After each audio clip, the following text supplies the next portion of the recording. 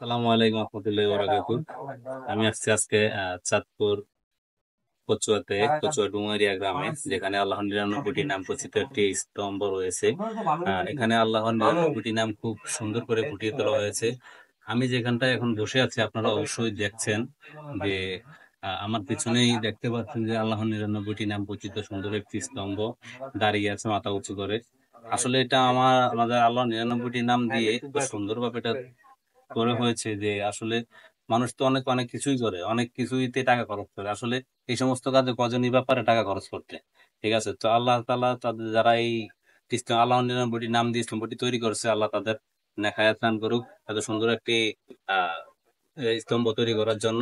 এটা আমার পুরা চাঁদপুরের গর্ব, চাঁদপুরে দ্বিতীয় আমার মনে হয় এটা আর নাই। ঠিক আছে, তো এটা যারা করেছে তাদেরকে আমি অসংখ্য অসংখ্য ধন্যবাদ জানাই আমার মন থেকে। তো সকলে ভালো থাকবেন। আসসালামু আলাইকুম রহমতুল্লাহ।